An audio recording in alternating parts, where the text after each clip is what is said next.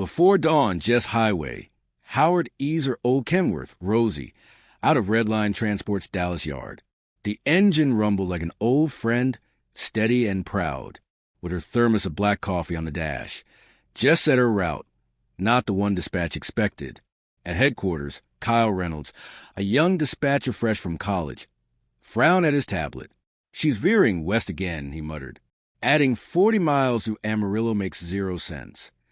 One of the older dispatchers chuckled. "You ever met Jess? She's got her own compass." Kyle snorted. "That compass is broken." What he know was that 300 miles away, Jess was pulling into Mackey's Diner, an old neon-lit stop in the dust of Amarillo. She slid a $100 bill across the counter. "Same as always," she said. Mary, the owner, nodded. 3 rigs stranded near Vega. Busted tires, no cash. Then make sure they eat. 10 minutes later, Jess was back on the road with 5 box meals belted into the passenger seat. She found the stranded drivers off a service road, dropped off the food, grinned, and was gone before they could say more than, "Thanks, highway." Meanwhile, Rick Langford, Redline's billionaire CEO, was somewhere on I-30 under a fake name, Rick Morrison. He'd rented a rig and hit the road to test Jess's logic. He'd overheard her calmly tell a mocking dispatcher, "There's more to this road than what shows up on your map." The line stuck with him. Redline was built on metrics and efficiency. But what if Jess was right? He'd take the same haul from Dallas to St. Louis. His GPS optimized, no detours. Data versus instinct. By noon, Jess rolled into Oklahoma City and parked at Tank's garage, a forgotten shop flying a Chris flag. Tank Thompson, limping from old wounds, emerged from beneath a truck. Jess handed him a brown package. "Wrenches you couldn't get last month. And that soldering iron you asked for." Tank blinked. "You didn't have to. You saved my axle back in 19. Just squaring the ledger." Before leaving, he handed her a faded photo. 6 soldiers, one of them Jess. "Still miss him," Tank said. "Me too," she replied softly. Hours later, traffic chatter warned of a pileup east of Tulsa. Jess adjusted course north before the jam. Rick didn't. His GPS said the road was clear.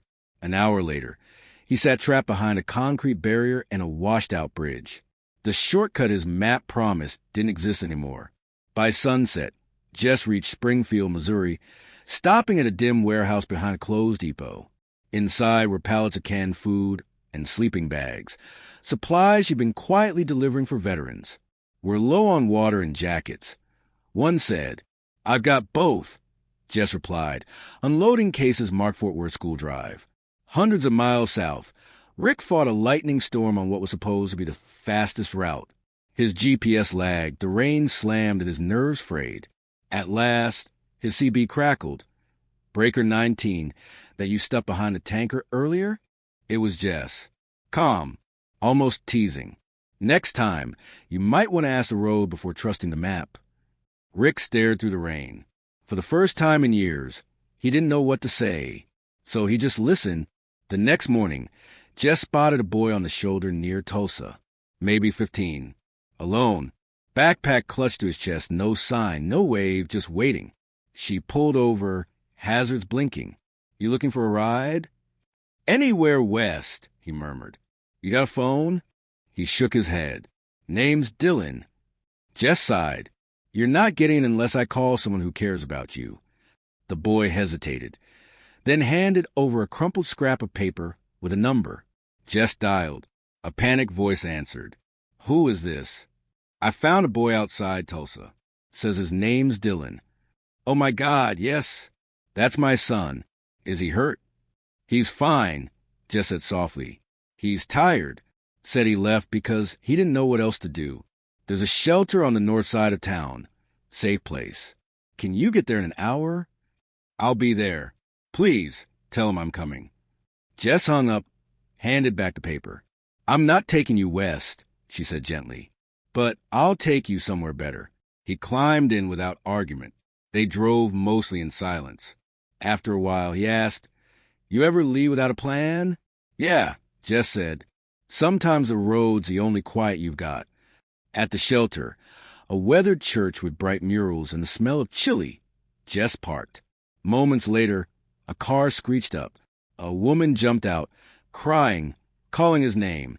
Dylan froze, then walked into her arms. It was awkward, tearful, perfect. One of the volunteers turned to Jess. "Your highway, right? The one with the old Kenworth." She handed Jess a small bag of snacks and a red line patch. "Drivers like you are why we hold on." Jess smiled faintly, started her truck, and rolled back onto the road. Behind her, a reunion. Ahead, another mile. Rick wasn't as lucky. Debris had closed his new route. Then came another accident. A jackknifed rig blocking both lanes. No detour, no data solution. Dozens of trucks idled, waiting.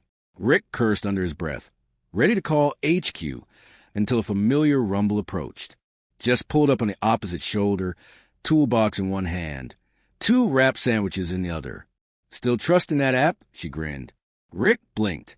"How did you?" CB chatter. "Word travels faster out here than in any office."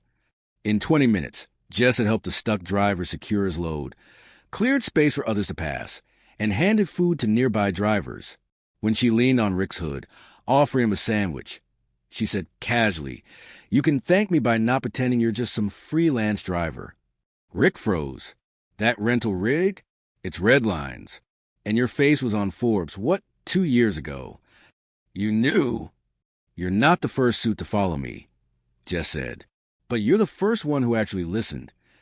They rode on after that, sometimes side by side, sometimes miles apart.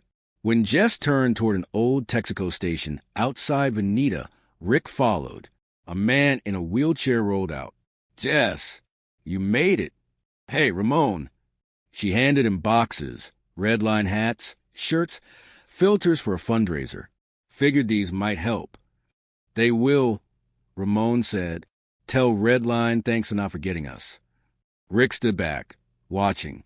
The town barely existed on his company's maps, yet Jess made room for it. For him, it was a revelation. By nightfall, they reached Joplin. Jess ignored the main depot, turning instead toward an old warehouse. Inside, a team of veterans organized donated supplies. Jess helped unload winter gear. Rick joined her. "This isn't a route," he said quietly. "It's a mission." Jess didn't look up. "I lost someone in Afghanistan. Marcus. He volunteered for everything. Said if you weren't helping, you were just taking up space." She glanced toward the veterans. "I couldn't save him, but I can save pieces." Rick said nothing. For once, he wasn't leading. He was learning. They drove on in silence, their rigs close now. Not rivals, just travelers.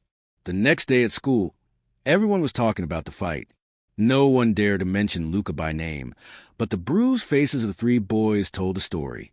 Cassie walked into class, keeping her head low. But she could feel it. Eyes on her, whispers following her. She sat beside Luca again. He didn't look at her, but his fingers moved under the desk. "Thank you." She smiled faintly. "You're welcome."